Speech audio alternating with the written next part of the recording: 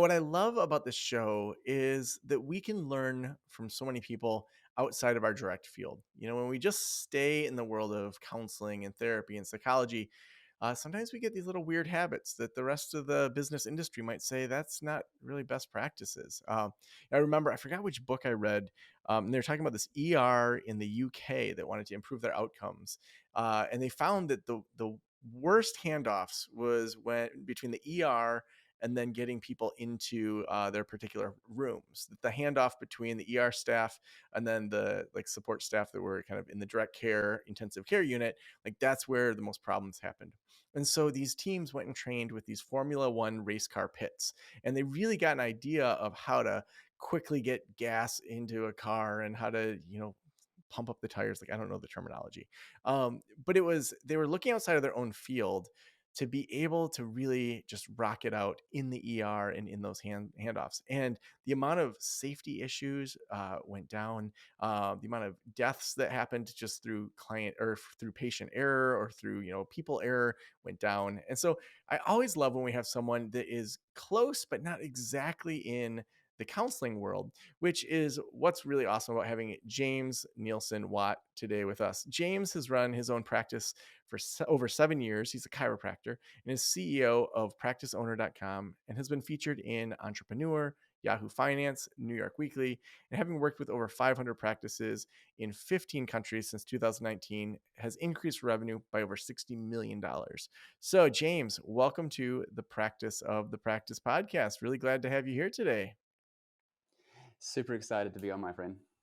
Yeah. Well, I want to just start with, so you open a chiropractic office and take us through what that looked like in regards to the beginning days. And then we'll get into kind of your consulting and business principles. But I always like to hear origin stories of what was that like when you first got things going? So I graduated in 2013, sort of towards the end, and I'd done well in school, so I was all excited to get into the real world. But I didn't necessarily have any job positions, so I went and worked for my stepfather with my girlfriend, now wife, Delcy. And we went in there because we believed that they knew a lot about practice and they were experienced and all this sort of thing.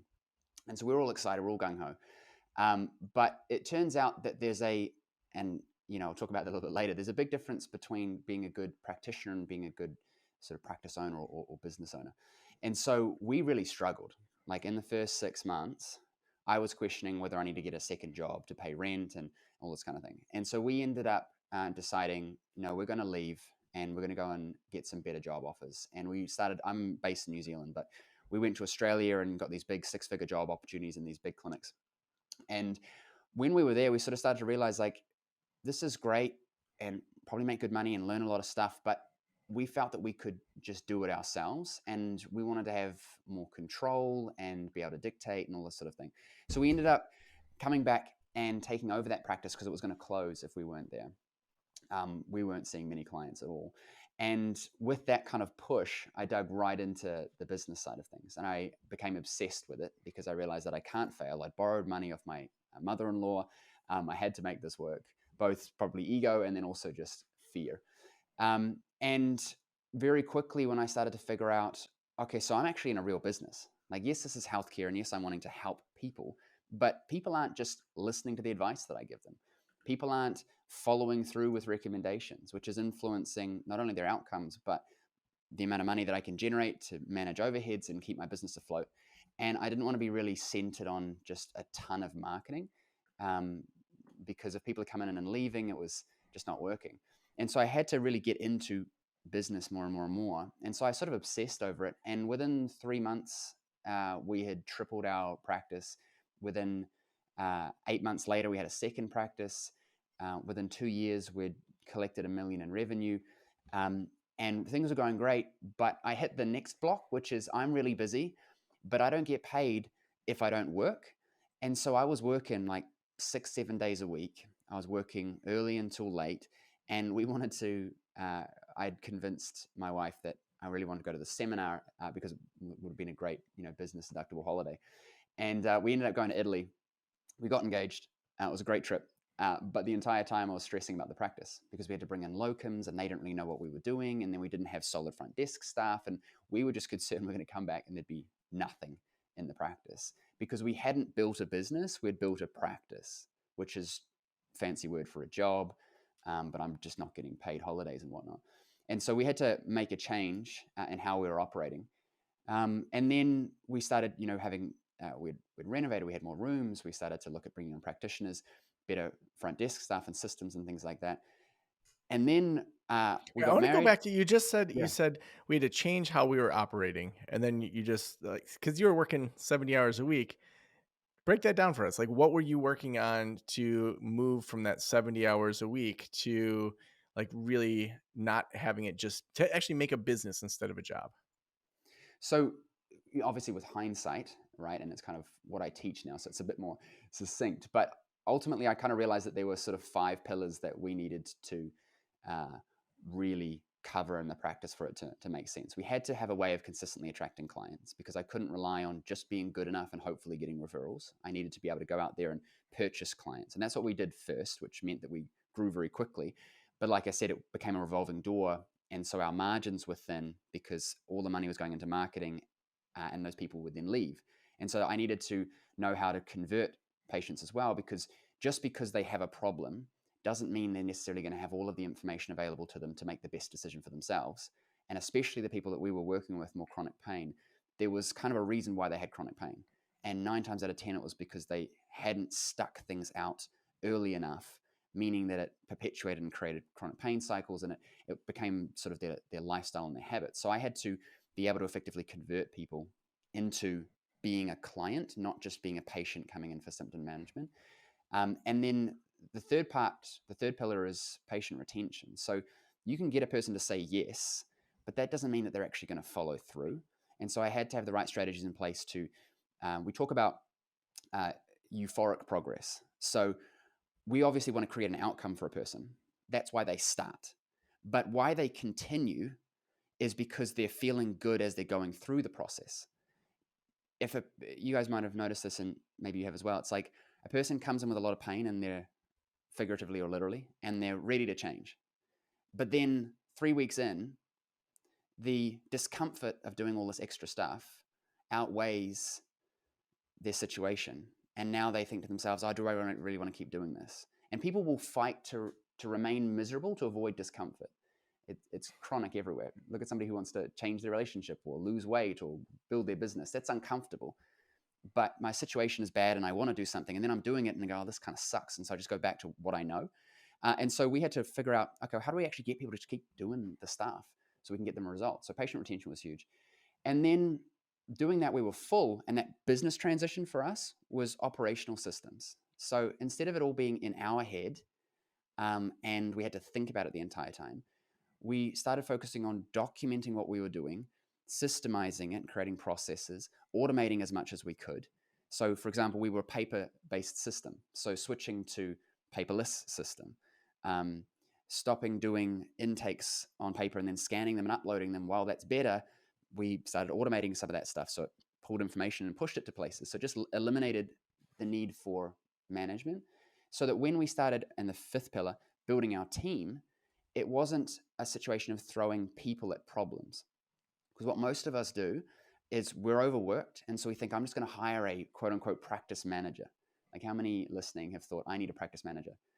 You don't need a practice manager. You just need people who can operate the systems that you've built, because there is no practice manager. Like, what are you going to go and hire someone and pay them 80 grand a year, 100 grand a year because they know some stuff? The best people aren't looking for jobs.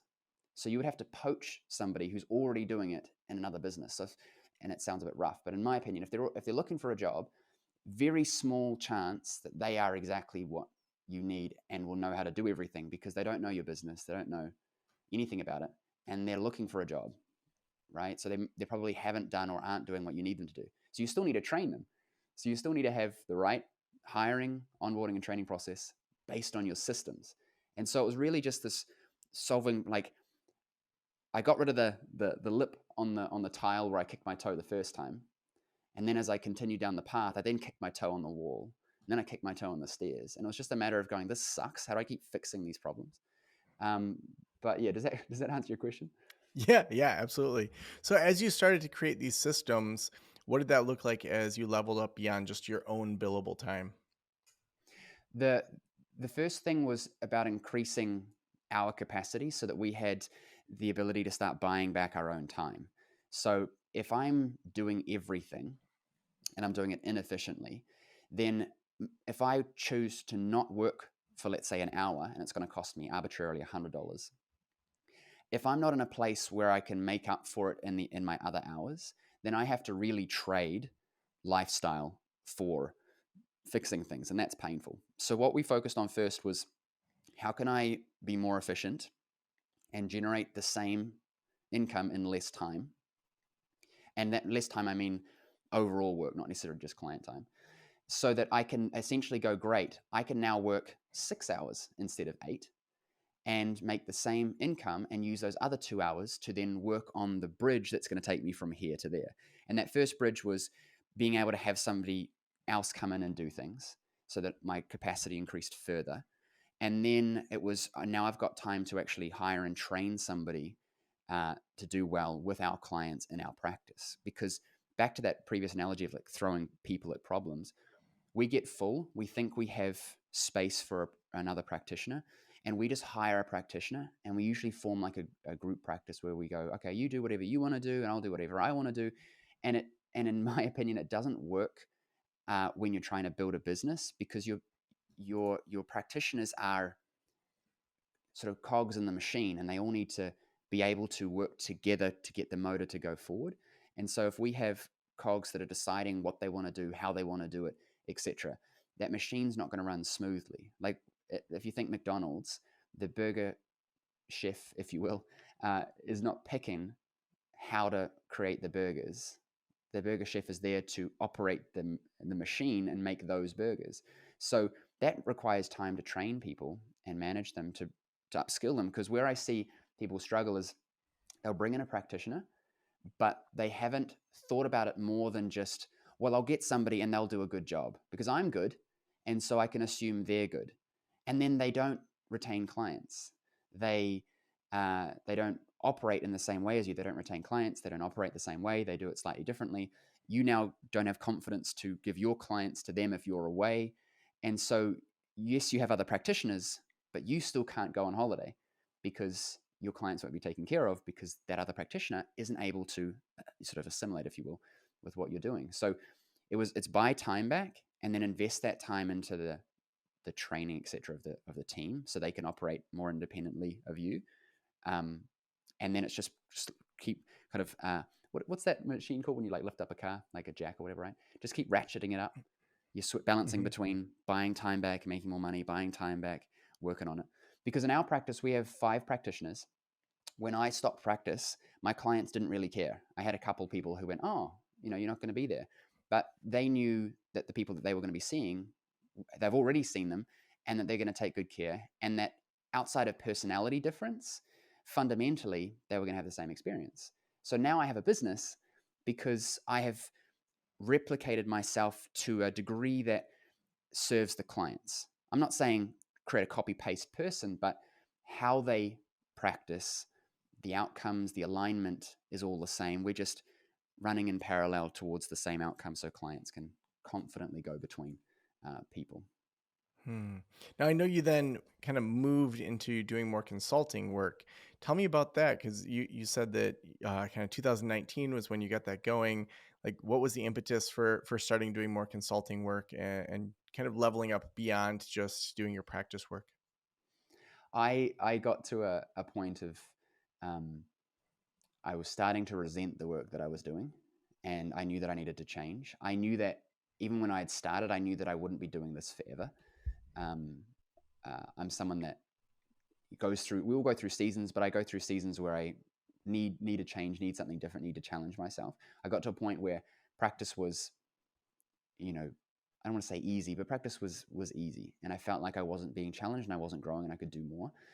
That paired with being in New Zealand, it's a smaller marketplace. There's less practitioners, there's less growth opportunity, so it became more difficult to grow without going back to working so many hours on a thing that I didn't have passion about anymore. And I also had a brand new baby, and I realized that I didn't want to be in practice where I was away. I wanted to have more flexibility. So I just started with uh, talking with friends and colleagues and things like that, and saying, "Hey, we're really good at, our marketing systems work really well. Did you want me to show you how to do some of it?" And then people said, "This is great," and they started getting results. I was charging like $300 to consult with them for a little bit, like completely not valuing myself. And I was getting pretty insane results. And I realized, oh, this kind of works and people need this. So what if I just started showing them that? And so I went through the same thing for me. It was like, I'll show you how to get clients. But then I realized, because sometimes, you don't know, you have that unconscious competence, right? I assumed others who were reasonably successful were great at converting, retaining, they had systems, they knew how to train team members, etc. And so I just said, well, I'll just flood you with clients, but then their businesses would start to break. And so over that kind of 2019, I realized that what we were offering needed to expand. And now we teach all 5 of those things. But for me, it was this transition of, I can actually do this. And this is great. I can work remotely. This is right before the pandemic, right? It was like, I can work remotely, I can be at home, income's great, and I've got the 3 things that I'm looking for, which is time freedom, income freedom, and geography freedom. That was big for me because me and my wife like traveling. Mm. Now, early on when you started your consulting practice, how did you structure out your unique way of teaching your systems? Was it purely just taking what you did in the practice and then sharing those 5 pillars, or did you have to add something to it? Um, Initially, I started, I think, like a lot of people do, thinking that we need to be fancy in how we're delivering, but that's also, it's this like symptom of being a practitioner. So when you're good at something, you tend to rely heavily on how you do it, and you forget to focus on how you're marketing and selling it. And so, while I was aware of that in my practice, I then kind of reverted to that with this and started trying to be fancy with methods and namings and structures and why I was unique. And then as I matured in it and done it for a while, I realized, no, it's the fundamentals are the fundamentals, and I need to not make it fancy. I need to make it actionable, and I need to make it easy to follow. And then I can be fancy on my marketing and selling, because that's what gets somebody to say yes, is something that feels different. Like, if you've worked with clients, people always think that I need something new. Oh, I've done that before. I need something new. It's like, well, you've done it, but like, have you done it? Because if you had done it, you wouldn't be saying I need something new, because you probably wouldn't have the problem anymore. And so that was my maturing, was realizing some of that. And so I focused on what's going to create a result in the simplest way possible, thinking about, again, that euphoric progress. Like if somebody says to me, I want to grow a 6-figure practice, and I say, great, well, we're going to work together for arbitrarily 6 months. They're excited at the start, and then the reality sinks in. And then people go, well, shit, this sucks. And then they just go back to being, accepting the pain of not having what they want, because the discomfort of pursuing it is too much. And so they don't stick it out. And so we would get a lot of people starting, but they're not finishing. Same thing as what happened in practice. And so then I switched back to, okay, no, I need people to have euphoric progress. So instead of making it like 1, 2, 3, 4, 5 steps, it was, this is what it is, because that's what sells somebody. And then it's actually step 1, 4, 2, 5, 3. You know what I mean? Giving people, kind of keeping them afloat as they go through, because completion was key. Completion gets you the result. But if you're not, you're not going to necessarily have your own drive. Most people don't, to go through what's necessary to get there. So I really started structuring it around, just like I did in practice, on getting people to feel good as they're going through, feel like they're progressing in a way that serves them, so that I can ultimately get the things done that are necessary for them to win. Drill into that 1, 4, 2, 5, 3. Like, what do you mean by euphoric progress, and like, what's that actually look like for someone that you were consulting with? So I'll give you maybe an easier analogy, and then I'll link it back to what we might do with someone. So, for example, if I'm wanting to go to the gym and look like Arnold, right? I might get really excited because I just watched a bunch of his movies or something. And then I go to the gym and I start lifting weights. And then I go, this is going to take a while. and this is going to be a lot of hard work, and I'm probably not going to see any results for quite a while. Now, only 1% of people will actually see that through, which is why those who have the whole cake is always the 1% of any group, in my opinion, because they're the ones who are actually seeing it through. But if I'm trying to run a business, personal training, I can't rely on the winners to win because I'm not going to have a very good business. I've got to help, quote unquote, it sounds rough, like the losers win. How do I help people who aren't already inherently winning to win? And so if I'm going to if I'm getting somebody to train to go to the gym to build muscle, I first set expectations and realistic outcomes as ways of knowing that I'm winning as I progress. So instead of saying I'm here and then I have to look like Arnold, and I don't know how long it's going to take, but it could take 10 years. I instead say that's your long-term goal, great. So what is something that we would be happy with achieving in the short term? And some of those we manufacture for people. Other ones, it's what they tell us. And then we'll get them to understand the reality, which is maybe the first 12 weeks you don't notice any muscle gain, but you notice strength and functional improvement. And so we track, oh, the weights are getting heavier. Oh, you're noticing that you can stretch further. Are you starting to notice that your muscles feel tighter? And then now, when you're resting, you can see that you have some muscle definition. And so we're getting people to think more in the micro of their sort of daily and weekly progress rather than just, do I look like Arnold or not? Because again, Hmm. only the 1% will stick it through to get there. And so we're manufacturing this euphoric progress to keep a person engaged long enough to hopefully get them to their outcome. So in terms of our consulting, we're looking at people want to, they want to be fully booked, or they want to make 10K a month or 50K a month or whatever. And so we look at, well, the first thing would be you've got marketing live that's starting to get traction. So you've been able to create that for yourself, and you've been able to do it for yourself and fire your agency. That might be a win. You've been able to raise your prices more than you thought you could, and you didn't lose any clients, even though you thought you were going to. And now you're making 20% more profit because you've raised your prices 10%, let's say. And so, you are not at your goal, but you are progressing towards it. Now people are, starting in a treatment plan instead of session to session, or you're now able to get a person to pay up front for that treatment plan instead of session to session during. And we're creating these opportunities for wins so that people are starting to be able to feel good as they go through. And it's almost like um, the way I can think about it is, when you're doing stuff that you really, really enjoy, and then suddenly the day's over, and you're like, holy crap, that went fast, because you're enjoying yourself and you didn't notice the passing of time.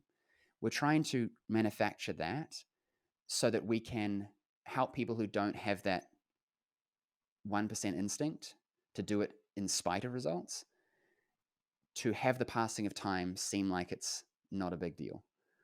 Because if you're not getting that from your clients, then they will notice the passing of time. Life will distract them. They'll look back and they'll think, I haven't got any results. And what does everybody do immediately? The average person, when they don't get a result, they don't look internally and go, what did I not do? They look externally and they start to blame. And it's very hard to then help somebody to reflect and go, maybe it's because I didn't, in the gym analogy, go to the gym, eat the food I was supposed to eat, etc. They're going to say the Hmm. gym doesn't work, right? Yeah, And I love so, that idea of just having, throughout the entire process, making it interesting and joyful and micro steps in the right direction. Um, the last question I always ask is, if every private practitioner in the world were listening right now, what would you want them to know? I want them to know that you know we spent a lot of time learning how to be amazing at what we do, uh, but we very few of us got and said to ourselves, we want to get into business, so I'm going to go and spend 5 years to learn how to be a chiropractor or whatever. We fell into business because we wanted to make more money and we wanted to have more control. And so, if you want to have success like you do with your clients, you've got to go back to basics and learn how to be a business person and understand the different elements of business. Because if you don't, you will struggle and very likely just have to wait a long time to hopefully get enough referrals, to hopefully be busy enough to have a practice that you can't leave. Otherwise, you won't get paid. And that was something that I realized early and pivoted, but a lot of my clients realized very late. So get serious about business. Mm. James, if people want to connect with you, follow your work, what's the best way for them to connect with you? If you visit practiceowner.com, we've got a few resources there. We've got trainings and a group where we've got a whole lot of trainings in it, and we can provide support that way. So just check out practiceowner.com.